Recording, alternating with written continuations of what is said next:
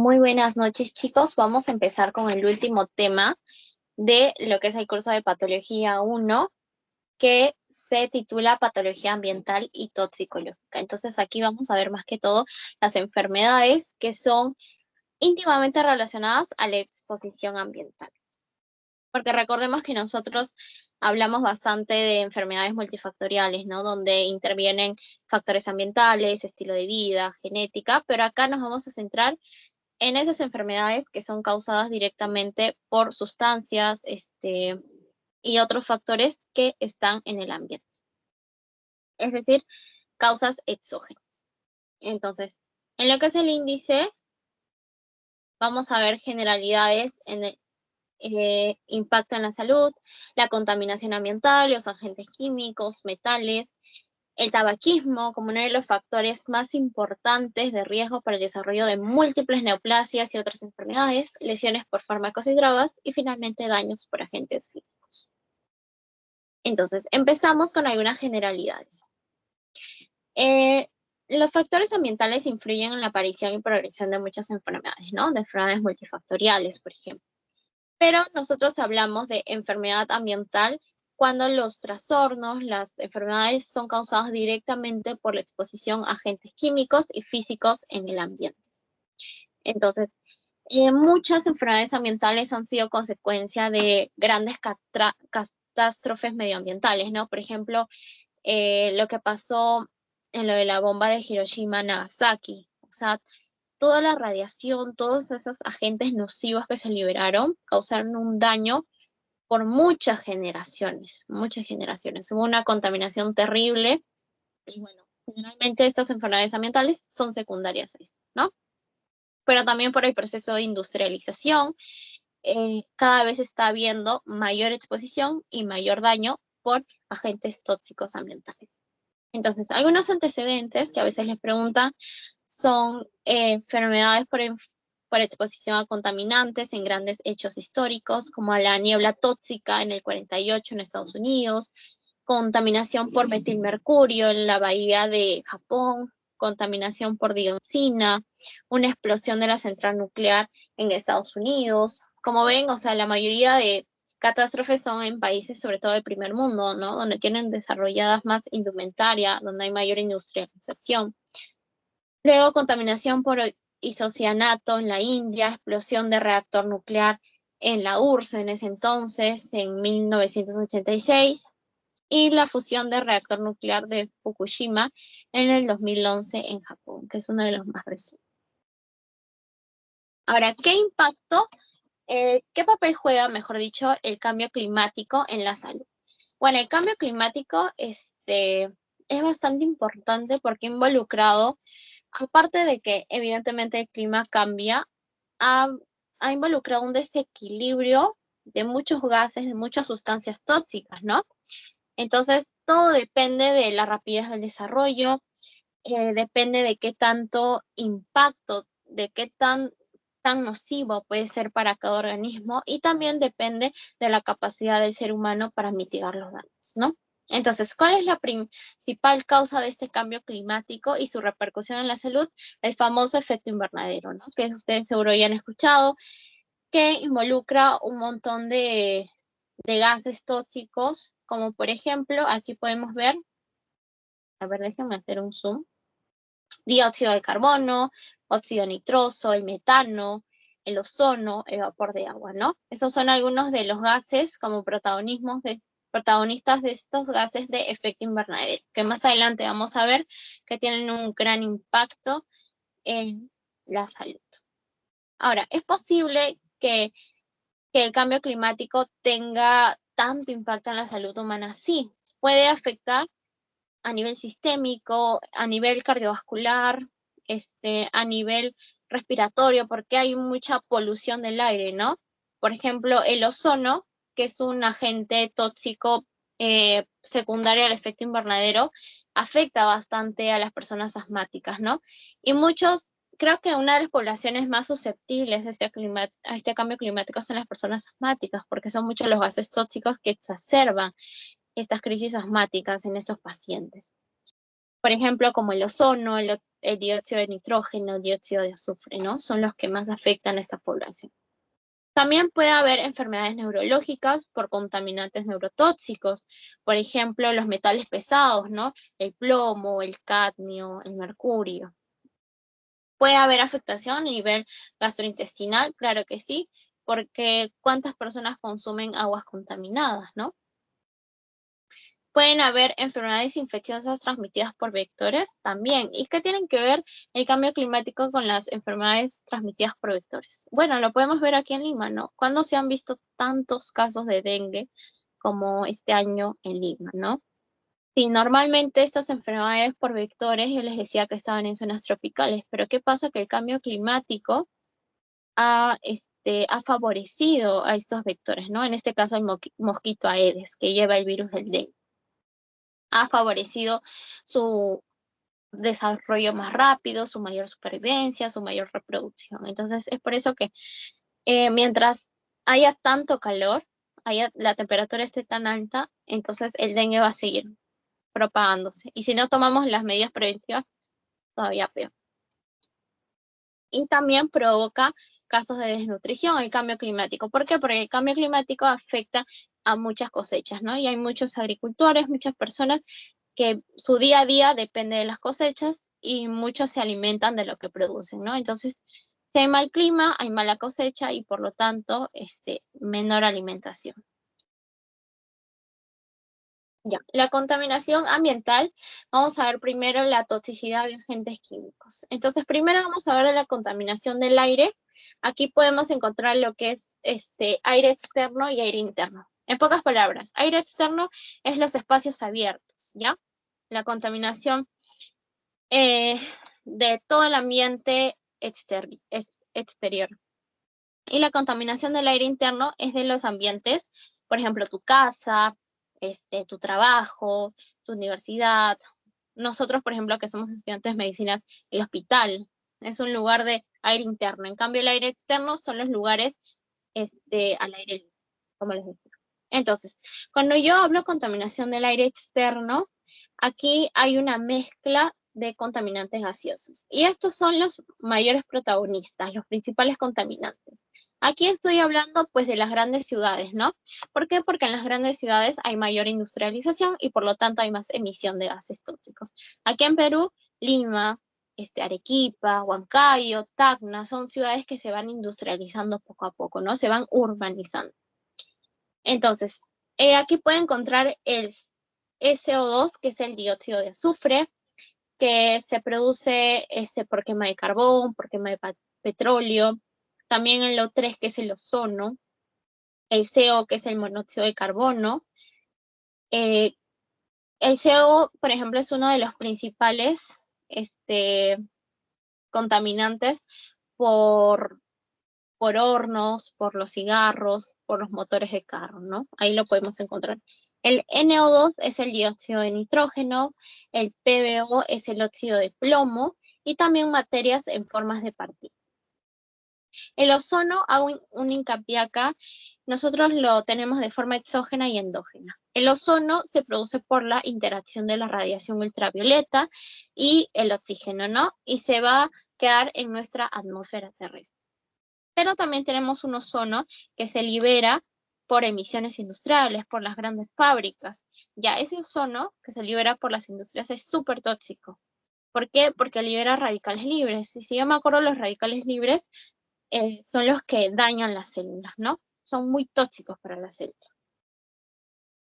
Ahora, aquí podemos ver en esta tablita lo que son los efectos de estos contaminantes, ¿no? Por ejemplo, si yo hablo de ozono y dióxido de nitrógeno, estas aumentan la reactividad de las vías respiratorias. ¿Qué quieren decir? Que van a exacerbar o van a contribuir a la aparición de cuadros asmáticos.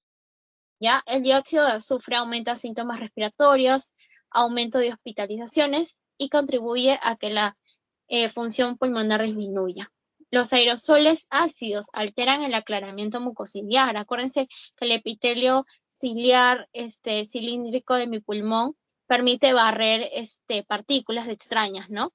Ya bueno, los aerosoles ácidos provocan la disminución de esta función y por lo tanto hacen que mi sistema respiratorio esté más expuesto a infectarse de otros microorganismos patógenos. Y las partículas aumentan los ataques de los asmáticos, también disminuyen la función pulmonar. Entonces, si a ti te preguntan un grupo de riesgo de toda esta contaminación del aire, siempre van a ser los pacientes asmáticos o los pacientes con enfermedades crónicas pulmonares.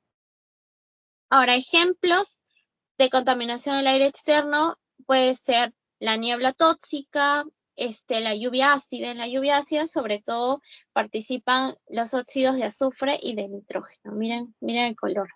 Y, por ejemplo, la lluvia ácida puede quemar todo lo que son grandes sembríos, ¿no?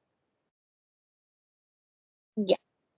Luego tenemos lo que es la contaminación del aire interno, que dijimos que pueden ser nuestros hogares, pero no solo nuestros hogares, sino también lugares de trabajo, ¿no? Y esto es bastante importante, no sé si alguno ha llevado salud ocupacional, pero esto lo mencionaban bastante, que hay que ver a qué estamos expuestos, ¿no? En los lugares de trabajo, porque no es lo mismo un profesor que enseña en el colegio, en la universidad, no está de la misma manera expuesto que un personal de limpieza, por ejemplo, que constantemente está aspirando pues esas partículas tóxicas de cloro, de todas esas cosas de limpieza, ¿no? Que son tóxicas. También personas que trabajan en zonas mineras, personas que viven cerca a zonas mineras, ¿ya? Entonces, el hogar y el trabajo influyen bastante en lo que es la contaminación del aire interno. Contaminante más frecuente es el humo de tabaco, ¿ya? Y acá no solamente, no nos olvidemos que solo el que fuma es el afectado, sino también existen los fumadores pasivos, ¿no? O sea, mi papá, mi abuelo puede fumar y de pronto yo, mi mamá, mi abuela, mi hermana, también somos susceptibles, también recibimos ese daño del tabaco, ¿no? Y a largo plazo eso nos cobra factura. Entonces, del aire interno, el más importante es el humo de tabaco, acuérdense esto. Otros pueden ser el monóxido de carbono, el dióxido de nitrógeno y también el amianto o asbesto. No sé si han escuchado de este. Este componente tiene tanta resistencia al calor que ha sido bastante usado en materiales a prueba de fuego, en frenos de automóviles, en tuberías, ¿no? Entonces, son cosas que las encontramos en un ambiente más interno. Ahora, el asbesto, importante, está involucrado en dos enfermedades. Primero, la asbestosis, que es esta primera imagen. La asbestosis es la acumulación de estas partículas tóxicas de asbesto. O sea, miren, este es un pulmón y todas esas zonas negras son acumulación de asbesto. Luego también está asociado a mesoteliomas. Ya, los mesoteliomas son tumores que pueden afectar la pleura o el peritoneo, ¿no? O sea, capas que recubren. La pleura en este caso a nivel pulmonar y el peritoneo a nivel del abdomen, ¿no? Pero si te preguntan sobre todo cáncer a nivel pleura y la asbestosis. ¿Qué otras sustancias encontramos en la contaminación del aire interno? Sustancias volátiles orgánicas, por ejemplo, la acetona, ¿no? Las que se pintan la uña y se despintan la acetona. Por eso hay que tener bastante cuidado, una exposición constante. También el alcohol, el humo de madera. En el humo de madera podemos encontrar óxido de carbono, óxido de nitrógeno, ¿no? ¿Y a quién afecta el humo de madera? A quienes cocinan en leña, sobre todo a las personas que se encuentran en la sierra. Ya, este es un antecedente muy importante que siempre ustedes deben preguntar el día que les toca hacer historia clínica, sobre todo a las personas de provincia, ¿no? Que es algo más común allí. ¿Con qué cocina? ¿A gas o cocina eléctrica o a, a leña? Y si te dicen a leña, ese es un factor de riesgo para provocar enfermedades pulmonares crónicas. Luego tenemos la exposición a bioaerosoles. Ya, los bioaerosoles son partículas chiquititas, microscópicas, que se quedan suspendidas al aire, ¿no? Y generalmente son de origen biológico, es decir, por partículas de microorganismos como bacterias, virus. Luego está el gas radón, que es emitido por los suelos, es derivado del uranio, se encuentra en lo que son los suelos. Y el formaldehído. El formaldehído se encuentra sobre todo en nuestros muebles, ¿no? y es bastante hepatotóxico. Entonces, acuérdense bien de estos porque a veces les dicen, ¿cuál no es cuál de estos no es un contaminante de aire interno? ¿Cuál de estos no es un contaminante del aire externo? Y acuérdense que también comparten algunos, ¿no? Como estos de acá. Ya. Seguimos. Y bueno, eso es sencillo de entender, miren. Los xenobióticos, acá vamos a ver cómo es el metabolismo de los xenobióticos, ¿ya? Los xenobióticos, en pocas palabras, son sustancias químicas como carcinógenos químicos, como fármacos, como drogas, ¿ya? Entonces, una vez que entran a mi organismo lo que quiere hacer es volverlos solubles para que puedan ser eliminados por la orina, por la bilis o por las heces, ¿ya? Ese es el fin de mi organismo, metabolizar esos xenobióticos para eliminarlos.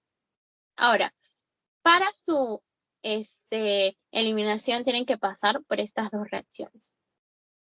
Primero que nada, los xenobióticos entran por vía aérea, por ingestión de agua contaminada, por suelo contaminada, por vía digestiva o por vía de contacto directo. ¿Ok? Entonces, estas sustancias químicas, estos xenobióticos, van a sufrir reacciones de la fase 1. ¿Ya? Y estas son las reacciones de fase 1 que te pueden preguntar, que son hidrólisis, reducción y oxidación. Entonces, el xenobiótico, luego de esas reacciones de tipo 1, se van a convertir en lo que es un metabolito primario. ¿Ok? Y para que mi metabolito primario se convierta en un metabolito hidrosoluble o metabolito secundario, tiene que pasar por las reacciones de fase 2. Las reacciones de fase 2, a ver, voy a hacer un pequeño zoom, son estas: glucoronidación, sulfatación, metilación y conjugación. ¿Ok? Son estas 4. Entonces, una vez que mi metabolito primario es sometido a estas reacciones de fase 2, se convierte en un metabolito secundario o en un compuesto hidrosoluble que es capaz de ser eliminado por la orina, por las heces o por la bilis. ¿Ok? Entonces, este es un proceso de biotransformación, desde xenobiótico hasta metabolito secundario o compuesto hidrosoluble. Es importante que recuerden acá que en todo este proceso de biotransformación intervienen las enzimas metabolizantes de fármacos o drogas, así se llama. Y dentro de esta se encuentra la gran familia de citocroma P450, que seguro lo han escuchado, que está compuesto por estas enzimas metabolizantes. Ahora, puede haber otra situación, que los xenobióticos no tengan un correcto proceso de biotransformación en compuestos hidrosolubles y no se eliminen, sino que sus metabolitos, es decir, sus componentes del xenobiótico, se conviertan en metabolitos reactivos. Un metabolito reactivo es un metabolito tóxico, ¿ok? Que daña a nivel celular. Por ejemplo, a nivel de lo que son los lípidos, puede causar peroxidación de lípidos, puede producir desnaturalización de las proteínas, de las enzimas, y si las enzimas y proteínas están desnaturalizadas, son disfuncionales.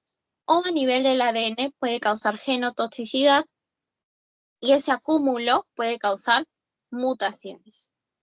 Entonces, aquí recordemos, si el xenobiótico, su metabolito, progresa, un metabolito reactivo puede causar daño en las moléculas celulares, en los lípidos, en las enzimas, en el ADN. Acá hay dos caminos. O la célula se repara o la célula no se repara y puede multiplicarse, ¿no? Y ya dijimos, una célula dañada que no se repara puede progresar a una neoplasia, ¿no? Y aquí acordémonos, cuando hay genotoxicidad, cuando hay mutaciones del ADN, significa que están habiendo mutaciones de genes supresores de tumor, de oncogenes, ¿no? Que lo hemos visto hace 2 clases, creo. Y es por eso que si estos genes están mutados, claramente, pues las células van a progresar a una neoplasia. Entonces, primer camino, segundo camino, y cuando las células están dañadas, o se reparan o siguen proliferando alteradas y provocan daños a corto y largo plazo. Ya. Ahora sí, vamos a entrar propiamente a lo que, esta parte es más chévere, a lo que es los efectos de estos metales, ¿ya? Vamos a hablar, creo que son, no sé cuántos metales son, pero lo que acá les pueden preguntar es a nivel de qué órgano, de qué tejido, pues afecta sobre todo este metal, ¿ya? Entonces, primero encontramos al plomo. El plomo lo encontramos en el suelo, en tierras de cultivo, en polvo, lo encontramos en agua, en océanos, en ríos y en aire, ¿ya? Entonces, el plomo lo podemos encontrar por un montón de lugares, pero su vía de absorción es la vía aérea. Es un metal pesado muy fácil de absorber, muy fácil de encontrar en varios lugares, y al entrar a nuestro organismo se va a unir al grupo sulfihidrilo de las proteínas, o sea, se va a unir a las proteínas. Va a tener afectación sobre todo a 3 niveles. Ojo acá, a nivel del calcio, o sea, a nivel de los huesos, a nivel del plasma y a nivel de los eritrocitos. ¿Qué hace? Que interfiere con el metabolismo del calcio y es capaz de atravesar la barrera hematoencefálica, o sea, que puede llegar al sistema nervioso central. Ojo con esto. Se concentra y se deposita sobre todo en lo que es el plasma y en los eritrocitos y también en el hueso. Ahora, cuando yo tengo una exposición como que lenta al plomo, es decir, poco a poco voy acumulando más plomo en mi organismo, bueno, el 90% del acúmulo del plomo va a ser a nivel de mis huesos. Entonces, va a haber menos espacio para el calcio, más espacio para el plomo, y voy a ser más propenso a poder sufrir fracturas, ¿verdad? Osteopenia, osteoporosis. ¿Por dónde se excreta? Vía renal. Y afecta la formación eritropoyética, es decir, la formación de los glóbulos rojos. Dependiendo de sus concentraciones, vamos a ver diferentes manifestaciones, ¿ya? Por ejemplo, acá se los he puesto. A nivel de los 10 microgramos por decilitro, hay una disminución de lo que es el cloro, hay una afectación del crecimiento, afectación de las funciones nerviosas periféricas, y aquí es interesante, se lo he resaltado, hay efectos fetales porque hay transferencia transplacentaria, es decir, solamente con 10 microgramos de plomo, la gestante va a ser capaz de transmitirlos este agente tóxico al bebé. ¿Ya? Luego, cuando es más de 10 microgramos, entre 20 y 40 microgramos de plomo, acá ya hay alteraciones del metabolismo de la vitamina D. O sea que encima que afecta a los huesos, afecta a la vitamina D. ¿Qué hace la vitamina D? Contribuye a la absorción de calcio. Es decir, el calcio va a estar por los suelos en un paciente con infección crónica por plomo. ¿Ok? También disminuye la conducción nerviosa. A nivel de 40 microgramos por decilitro, disminuye la síntesis de la hemoglobina, es decir, va a haber una anemia bien marcada. Y ya en niveles de 100 microgramos por decilitro, ya como dijimos que atraviesa la barrera hematoencefálica, puede producir una encefalopatía, una nefropatía, la anemia que ya dijimos, y causa la muerte cuando su valor ya ascienda a 150 microgramos por decilitro, ¿ya? Entonces aquí les pueden preguntar de acuerdo a la concentración del plomo sus efectos sobre el organismo. Importante, si la concentración es más de 45 microgramos por decilitro, el tratamiento en niños es obligatorio, ¿ya? Entonces acordémonos que afecta a nivel del calcio, se acumula en el hueso, interfiere con la absorción de la vitamina D y afecta a nivel de los eritrocitos, ¿no? Disminuye la producción de hemoglobina, disminuye la producción de los glóbulos rojos y puede pasar la barrera placentaria, y a nivel de 100 microgramos por decilitro puede atravesar la barrera hematoencefálica y producir la encefalitis, ¿ok? Acuérdense de eso. Ahora, el mercurio. El mercurio está naturalmente en la naturaleza, y lo interesante acá es que el mercurio puede entrar en contacto con nosotros de muchísimas maneras, ¿ya? Por ejemplo, a través de la minería informal, a través de los dispositivos médicos, ¿sí? Nosotros tenemos mercurio en los termómetros, en los tensiómetros, es por eso que los termómetros con mercurio ya se ha descontinuado su uso, ¿no? Porque ¿dónde se lo pone la gente? Generalmente en la boca, ¿no? O en la piel. ¿ya? Y eso si se rompe puede ser bastante tóxico. También hay mercurio en las baterías, en las amalgamas, que es como un material que usan los dentistas cuando te hacen curaciones dentales, pero ya que ha disminuido su uso, y también en algunos cosméticos. O sea, mercurio podemos encontrar de muchísimas formas. ¿Ok? Ahora, aquí hay un proceso donde encontramos mercurio inorgánico y mercurio orgánico. Ya les voy a explicar. ¿Qué hacen las fábricas? Liberan todos sus productos contaminantes al río, ¿verdad? Es un clásico. Entonces, entre esas sustancias tóxicas que se liberan al río es el mercurio, que se encuentra en su forma inorgánica. O sea, todos los dispositivos que tengan mercurio en la fábrica, vamos a encontrar mercurio inorgánico. Una vez que entra al río, por un proceso de conversión bacteriana, el mercurio se va a tornar mercurio orgánico, ¿ok? Y si el mercurio orgánico está libre en los ríos, entra en contacto con algas, con otras cosas más que se encuentran en el río, ¿quién se va a alimentar de eso? Los peces, ¿no? Entonces los peces van a consumir el mercurio orgánico. ¿Y quién consume a los peces? Los seres humanos. Entonces es como un círculo vicioso. En la fábrica encontramos mercurio inorgánico, en los dispositivos encontramos mercurio inorgánico, llega al río, por transformación bacteriana se convierte en mercurio orgánico. ¿Y quién se lo come? Los peces. ¿Y quién se come los peces? Nosotros. Entonces, es así como los seres humanos podemos adquirir. Sobre todo hay bastante mercurio presente. Se hizo un estudio que se evidenció en estos peces de río, ¿no? Pues como el atún, por ejemplo. Ahora, entre inorgánico y orgánico, el que se absorbe mejor por nuestro organismo es el orgánico, ¿ok? Porque es liposoluble. A nivel, eh,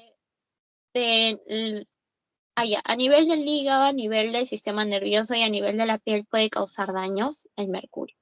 Por ejemplo, a nivel del hígado causa nefrotoxicidad, pero este está dado por el mercurio inorgánico. Es decir, personas que trabajan en grandes industrias, en grandes fábricas que se exponen a mercurio inorgánico.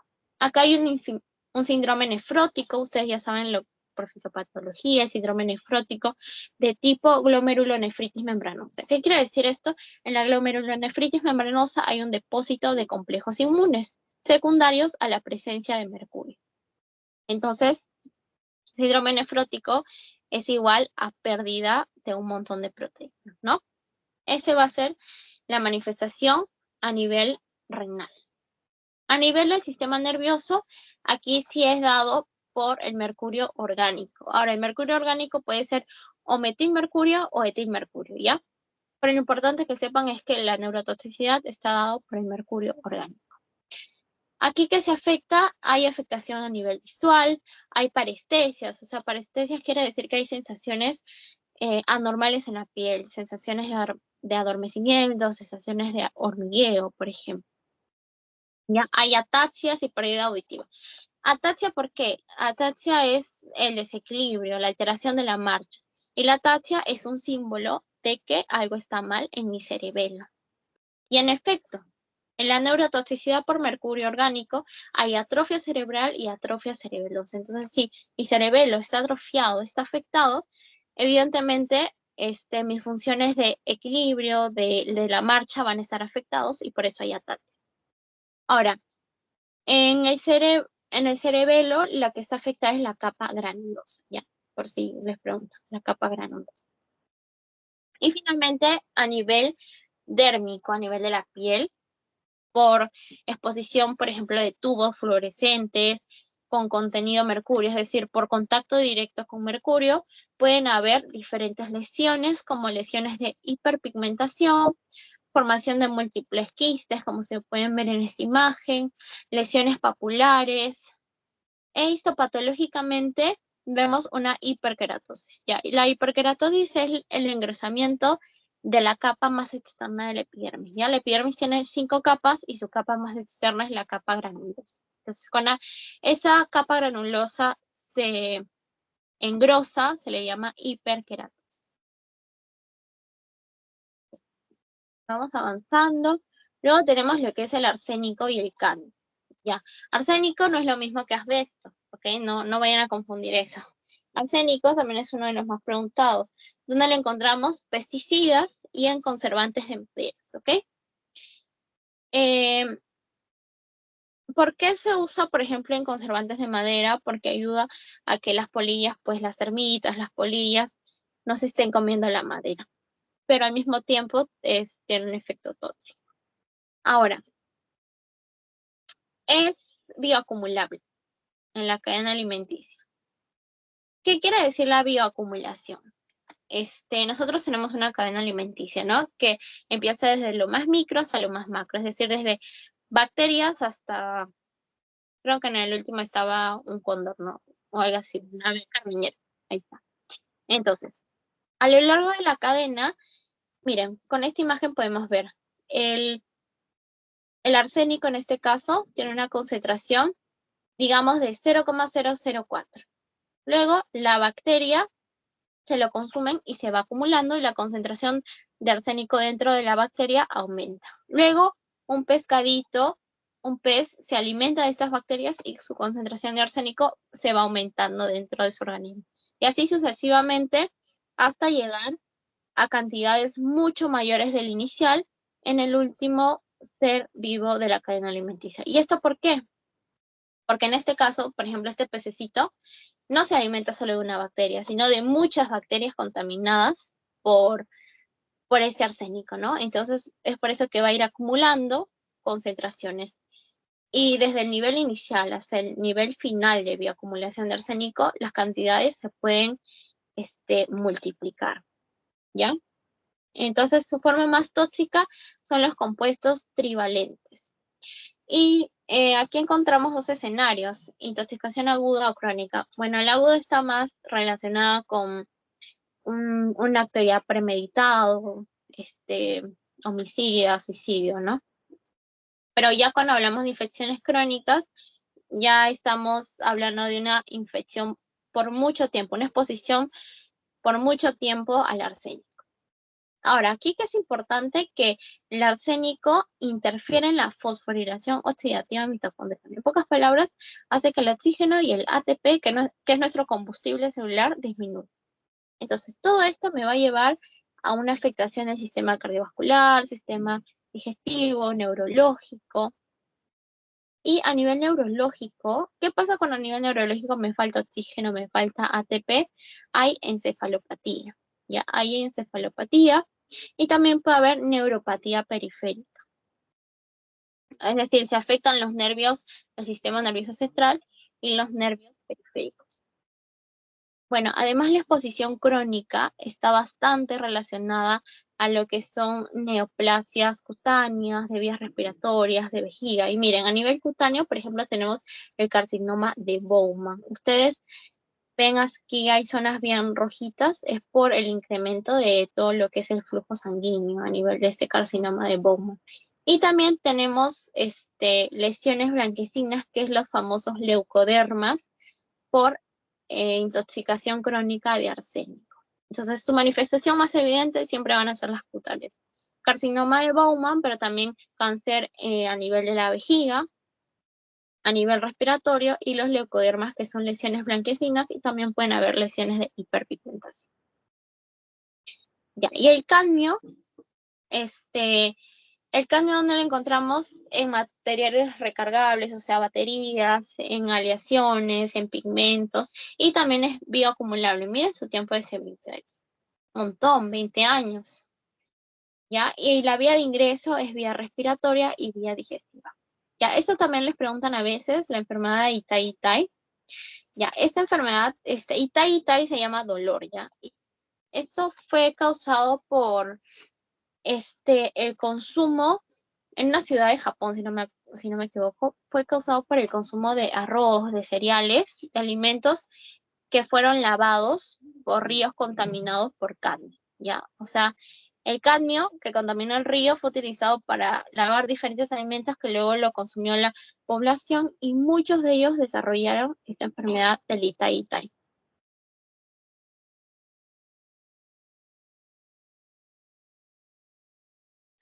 Disculpen. Ya entonces, acá hay daño a 3 niveles. dolor en articulaciones por las personas que han sido envenenadas, falla renal crónica y osteomalacia, ¿ya? Entonces, primero, ¿por qué osteomalacia? Osteomalacia es la pérdida, la disminución de calcio a nivel óseo, es como una preosteoporosis, ¿ya? ¿Por qué? Porque el cadmio se deposita en reemplazo del calcio en los huesos, ¿ya? Por eso puede causar osteomalacia y luego progresar osteoporosis. Hay bastante dolor en articulaciones, en mialgias, por eso itai, que significa dolor. Y nefropatía, falla renal crónica, ¿por qué? Porque afecta a los túbulos renales, sobre todo los proximales. Entonces, altera la reabsorción de fósforo. Es decir, el fósforo está aumentado y cuando el fósforo está aumentado, se excreta más calcio. Son como que relaciones contrarias, ¿ya? Si el fósforo aumenta la absorción de fósforo, aumenta la excreción de calcio. Si aumenta la absorción de calcio, aumenta la excreción de fósforo. Son como que relaciones contrarias. Entonces, acá hay una mayor absorción de fósforo y además una mayor excreción de calcio que también contribuye a esta osteomalacia. Hay daño de los glomérulos también, ¿no? Entonces, por eso es que hay una nefropatía. Entonces, dolor en articulaciones, nefropatía y osteomalacia. Ahora, los pacientes, por ejemplo, que está aquí a nivel renal, hay como una atrofia. No sé si pueden ver, hay una atrofia sobre todo en la corteza, está medio adelgazado este riñón y tiene como esta superficie granular. Acá también podemos ver en la imagen A una atrofia de los túbulos proximales, ¿ya? Los túbulos proximales son estos que estoy señalando, están muchísimo más atrofiados, pero por otro lado, los túbulos distales están dilatados. Miren, son estos circulares, estos de acá son los túbulos distales, y tienen un material amorfo, que normalmente no debería tener, ¿no? En su luz. Entonces, para que sepan, túbulos proximales están bastante atrofiados, miren, como en la imagen A. Y túbulos distales, como en la imagen C, están dilatados y tienen un contenido amorfo central. Bien. Y en relación a metales, esto es lo último, que es cromo, níquel y cobalto. Bueno, esto es un poquito más cortito, el cromo, donde se usa en la industria de los metales, ¿no? Tiene dos formas de oxidación, pero aquí de la que quiero que se acuerden es de su forma de cromo 6. ¿Ok? ¿Por qué? Porque es genotóxico, es decir, causa daño a nivel del ADN.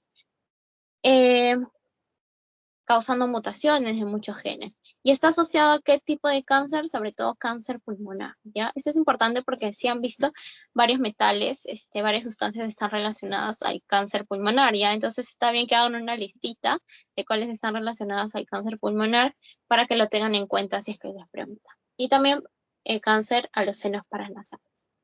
En el caso del níquel, está relacionado a su uso en la industria electrónica, numismática, es decir, la elaboración de monedas, aleaciones, procesos de alimentos y también en las joyerías, ¿no? Aquí tenemos dos tipos de manifestaciones de acuerdo a la vía de ingreso. Si el níquel ha ingresado por contacto directo, es decir, por vía transcutánea, causa una dermatitis. ¿Cuándo puede haber dermatitis por níquel? Por ejemplo, las personas que tienen una reacción de hipersensibilidad a las joyerías de fantasía, que tienen bastante níquel dentro de su composición. Entonces, las personas que tienen hipersensibilidad van a desarrollar la dermatitis, ¿no? Porque los iones de níquel entran a la piel y causan esta reacción. En cambio, si el níquel entra por vía respiratoria, aquella puede causar un caso más agresivo, una enfermedad más agresiva que sería cáncer de fosas nasales o pulmón. ¿Ven? Entonces, el cromo, cáncer de pulmón, el níquel, también cáncer de pulmón. El asbesto, cáncer de pulmón. Luego tenemos lo que es el cobalto, que es un metal que suele hallarse con el níquel, ¿ya? Antes se usaba en las cervezas, sí. ¿Por qué? Porque permitía que las cervezas como que tuvieran más espumita, ¿ya? Pero como se relacionó con la miopatía tóxica, ya se dejó de usar. Su vía de ingreso es aérea y médicamente el cobalto se sigue usando en las radioterapias, ¿ya? Para los pacientes con neoplasias. Su inhalación aguda puede provocar síndrome de dificultad respiratoria aguda, o sea, también a nivel del tracto respiratorio. Generalmente pacientes con radioterapia, no hay una afectación mayor porque la exposición es a bajas dosis, ¿no? Y no es una exposición tan crónica. Y bueno, en lo que es tabaquismo, chicos, aquí lo hemos resumido en una diapo, ¿no? El tabaquismo, qué importante es conocer qué tan nocivo es este componente, ¿no? El tabaquismo, porque fumar, primero, es la causa más prevenible del mundo de muerte y es la principal causa de cáncer de pulmón. Está involucrado en el 90% de casos de cáncer de pulmón, pero también está involucrado en muchísimos tipos de neoplasias. Y ahorita vamos a ver por qué. Aparte que tiene compuestos tóxicos, tiene compuestos carcinógenos, que tienen nicotina, sustancias muy adictivas como el alcaloide, aromáticos, policíclicos, nitrosaminas, ¿ya? Y además de causar enfermedad, también disminuye la supervivencia de vida. Ahora, ¿cuál es su patogenia? Mejor dicho, el humo de cigarro irrita mi mucosa traqueobronquial, ¿no? Dijimos, ¿se acuerdan? En una de las primeras clases decíamos que el humo de tabaco podría causar esta metaplasia a nivel, a nivel del epitelio respiratorio, una metaplasia de epitelio plano, es decir, que el tejido cilíndrico ciliar se convierta en un tejido plano. ¿Por qué? Porque el humo de cigarro es muy agresivo, ¿no?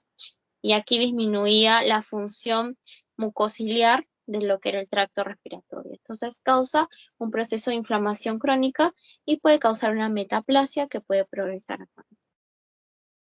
Ahora, las proteínas de citocromo P450, de las que hablamos, las principales enzimas metabolizadoras, aumentan la hidrosolubilidad de los carcinógenos para que puedan ser liberados. Pero ¿qué pasa? Que muchos de estos agentes provocan mutaciones a nivel de oncogenes y genes supresores de tumores. Entonces, ahí viene el por qué el cigarro no solamente causa cáncer de pulmón, sino cáncer en muchísimos órganos. ¿Por qué? Porque su patogenia involucra la mutación de genes supresores, de oncogenes, que tienen una función sistémica, ¿no? Por ejemplo, el gen supresor P53, ese gen está mutado y una persona es susceptible a poder desarrollar neoplasias en muchísimos órganos, ¿no? Entonces, tabaquismo es uno de los principales factores asociados a muchas neoplasias, sobre todo al cáncer pulmonar. Ahora, dentro de su clínica, que es bastante florida, causa sobre todo cáncer humano, cáncer de pulmón, en el 90% de casos está relacionado al uso de tabaco, y también EPOC. El EPOC es la enfermedad pulmonar obstructiva crónica, que puede tener dos manifestaciones, o enfisema pulmonar o bronquitis pulmonar. También causa enfermedades cardiovasculares. El consumo de tabaco está asociado al desarrollo de aterosclerosis, a la isquemia coronaria, al infarto del miocardio. Está asociado a otros muchos cánceres, como les dije, como de riñón, de vejiga, cuello uterino, médula ósea, y sobre todo es capaz de, o sea, todos sus tóxicos son capaces de pasar la placenta, ¿ok? Entonces, una gestante que está fumando puede provocar que en el feto de desarrollo que tenga un aborto espontáneo, o que puedan nacer con alguna malformación, o que puede tener parto pretérmino, o que puedan nacer con un crecimiento retardado, ¿no? Eso es muy importante. Factor de riesgo para mujeres embarazadas. Y bueno, ya casi terminando, luego tenemos lesiones por abusos de fármacos y drogas. Acá los efectos de estos fármacos que se consumen realmente dependen, uno, de la dosis, de las respuestas fisiológicas exageradas que pueden venir a nuestro organismo, predisposición genética, el grado de hipersensibilidad que podemos tener a determinado fármaco, la interacción con otros fármacos. No es lo mismo pues que solo consumas digamos, cocaína, que te metas cocaína con heroína y anfetamina. O sea, imagínate, mortal, ¿no? Y otros factores desconocidos. Por aquí primero tenemos lo que son más que todo fármacos, orales, que son los anticonceptivos, y los esteroides anabolizantes, ambos bastante usados, por el sexo femenino, sobre todo, y por el sexo masculino, ¿no? Ahora, cuando yo hablo de anticonceptivos, es estradiol, sintético, o sea, es una forma de estrógeno, ¿ya? ¿Qué, qué es importante acá? Que los anticonceptivos tienen bastantes complicaciones vasculares. Los anticonceptivos van a hacer que la mujer se encuentre en un estado de hipercoagulabilidad, o sea, que sea capaz de formar más trombos. Entonces, en esta imagen, a ver, lo voy a hacer un zoom. En esta imagen nosotros podemos ver que uno produce trombosis venosa profunda, ¿no? Esa es su principal afectación a nivel cardiovascular. Pero también podemos ver que causa embolismo pulmonar. Un émbolo es por el desprendimiento de un trombo.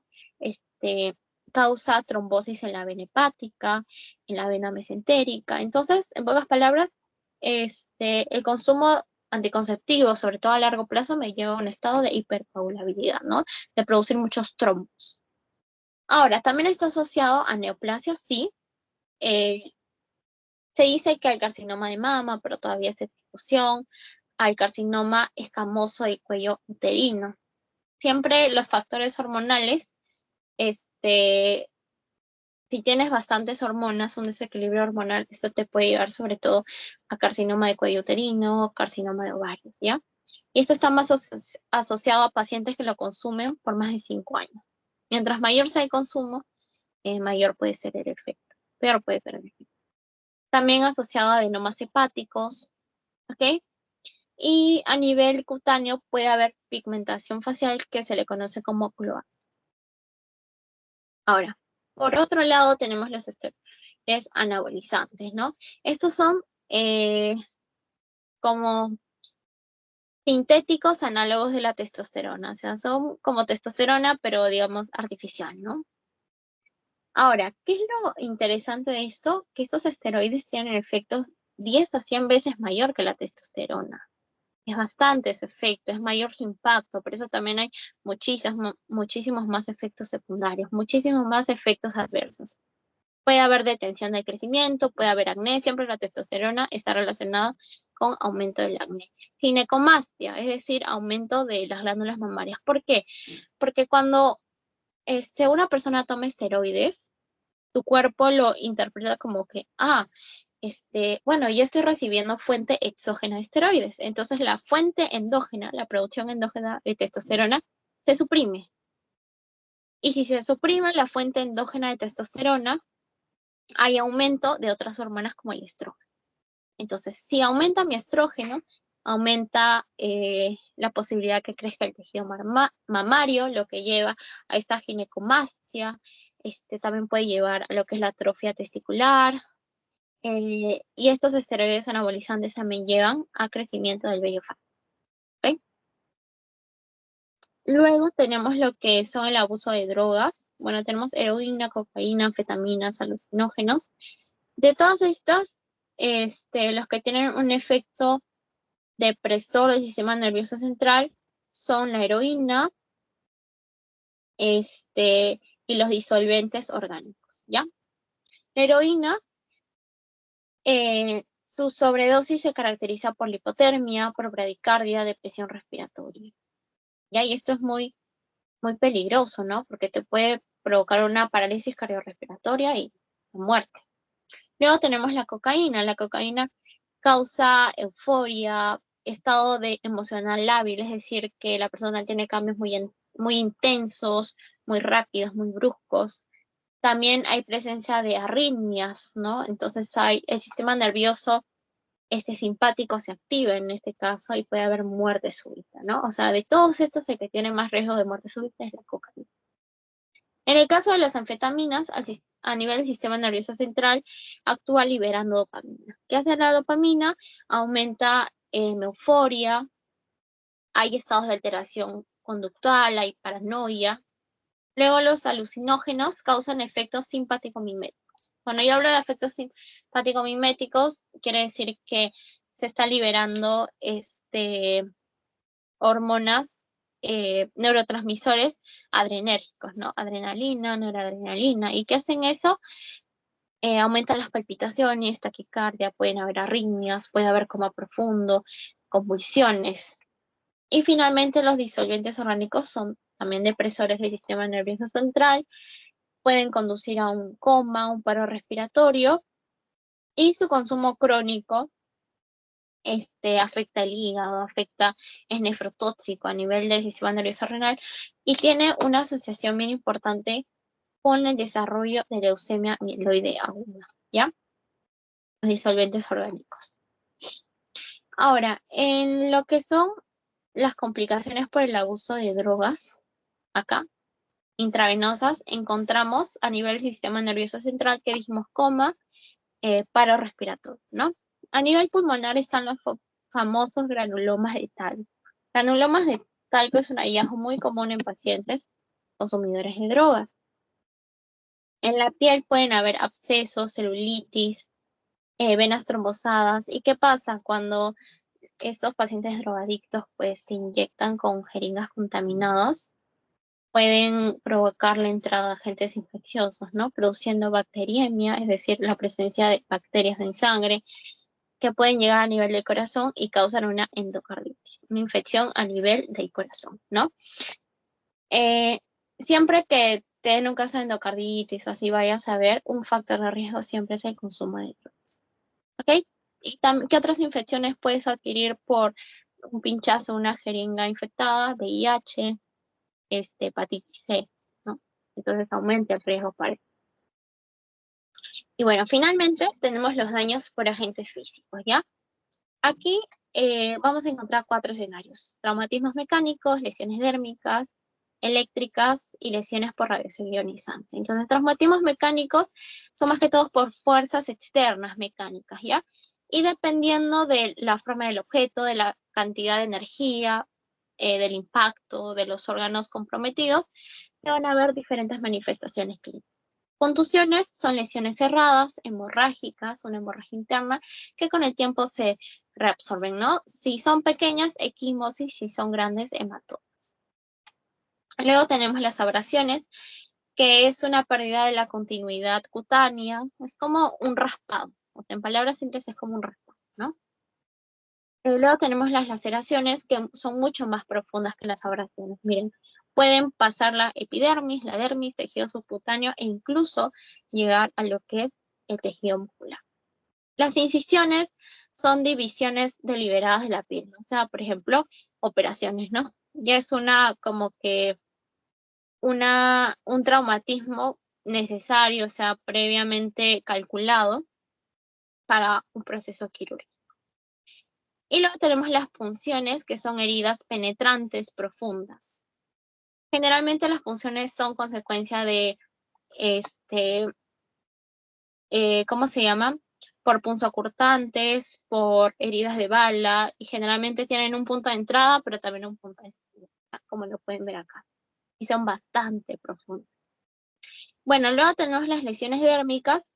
Aquí va a ser dependiendo de qué capa afecte, ¿no? Hasta qué capa afecte. Recuerden que tenemos epidermis, dermis, tejido subcutáneo, luego tenemos músculo, luego tenemos lo que son los huesos, los nervios por ahí, ¿no? Entonces, las lesiones térmicas, su principal causa son las quemaduras, ¿ya? Las quemaduras que afectan, que comprometen mucha área dérmica, pueden provocar el shock, la sepsis, la insuficiencia respiratoria. Ahora, en las quemaduras superficiales tenemos el compromiso de la epidermis. En las quemaduras de grosor parcial tenemos compromiso de la epidermis y la dermis. Entonces, como en la dermis ya hay vasos sanguíneos, ya hay nervios, hay bastante dolor, ¿no? Hay formación de ampollas y son dolorosas. Son las famosas quemaduras de segundo grado. Las quemaduras de grosor completo ya llegan hasta el tejido subcutáneo y a nivel macroscópico son blancas, carbonizadas, secas y pueden ser indoloras. ¿Por qué indoloras? Porque se han quemado los nervios. ¿Ya? Y estas quemaduras superficiales, me olvidé decirles, a nivel macroscópico son los famosos eritemas, ¿no? O sea, como quemaduras solares. Ahora, miren, acá a nivel microscópico hay una hiperemia, ¿no? Estos vasos sanguíneos están bastante dilatados, por eso se le llama eritema, ¿no? Por eso hay esa rojez. En la quemadura de grosor superficial hay necrosis epidérmica, y como hay necrosis epidérmica, va a haber formación de estas vesículas, de estas ampollitas que están llenas de líquido edematoso.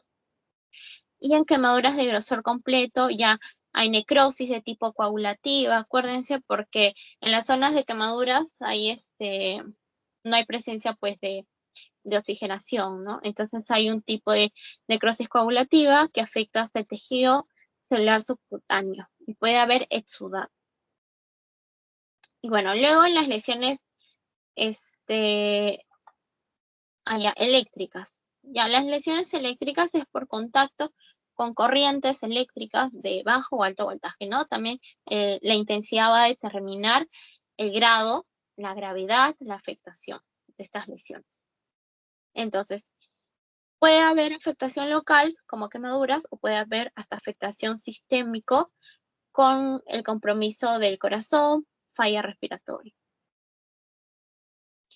Ahora, en esta imagen, por ejemplo, podemos ver una famosa electrocutación, ¿no? Acá hay quemaduras extensas, hay estos bordes negros, es necrosis coagulativa, hay esfacelación de la piel, quiere decir que la piel se va desprendiendo porque es piel muerta, piel necrosada.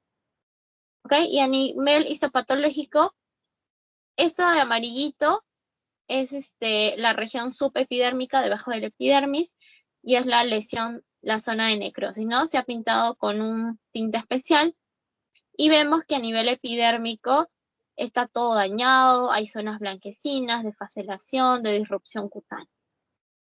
Y finalmente las lesiones por radiación ionizante.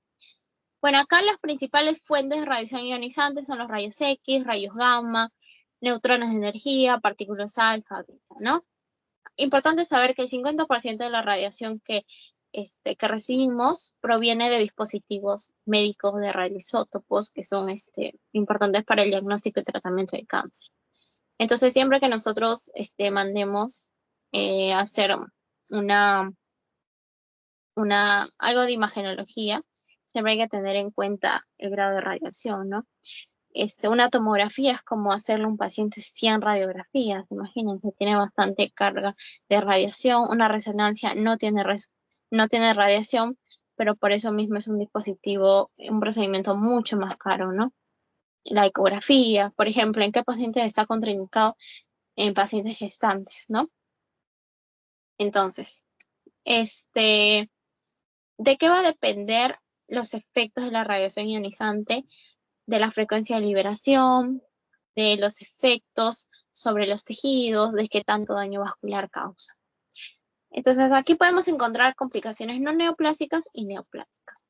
Complicaciones no neoplásicas por radiación ionizante a nivel de lo que son pulmones, corazón, puede haber fibrosis del miocardio, es decir, de la parte muscular, ¿no? Del corazón, pericarditis constrictiva, puede haber fibrosis pulmonar, puede haber lesiones a nivel esofágicas. A nivel del abdomen puede haber nefritis, es decir, lesión a nivel renal, lesiones en el intestino delgado y en la pelvis. En el caso de las gestantes hay daño directo pues a los embriones, ¿no? Y también puede haber afectación de lo que es los testículos, los ovarios, puede haber atrofia, o sea, la exposición a radiación de manera crónica puede producir infertilidad en un varón o en una mujer. Ya en zona de piel pueden haber reacciones reactivas como son la dermatitis. Y en los efectos neoplásicos, neoplasias inducidas por radiación ionizante, encontramos lo que es neoplasias, por ejemplo, a nivel de cabeza, tumores cerebrales, a nivel de la médula ósea, leucemia, a nivel de la mama pueden haber también tumores, puede haber cáncer escamoso en la piel, osteosarcoma a nivel de los tejidos blandos y puede haber cáncer de tiroides. Y finalmente, en la histopatología, aquí les he resaltado sobre todo que la radiación siempre va a afectar a lo que es genotóxico, ¿no? O sea, va a afectar al ADN, cambios estructurales en los cromosomas. Puede haber condensación de la cromatina, hay pleomorfismo nuclear, ¿no? Entonces, ustedes se acuerdan que una de las características del proceso de cáncer, de evolución del cáncer, es el pleomorfismo nuclear, ¿no? Es decir, células atípicas con el núcleo atípico, con un montón de nucleolos, etcétera, etcétera, ¿no? Entonces, el pleomorfismo nuclear me puede llevar a un cáncer. Y también hay cambios citoplasmáticos como tumefacción, degeneración, mitocondrias. Y a nivel del tejido se observan cambios vasculares. Entonces, los cambios importantes son a nivel de pleomorfismo, cromosomas y a nivel vascular, ¿no? A nivel vascular puede haber necrosis, vacuolización de células endoteliales y también podemos encontrar bastante fibrosis intersticial, ¿no? Porque esta radiación puede llevar a inflamación constante que provoca una fibrosis. Y eso es todo, chicos. Voy a parar la grabación un ratito.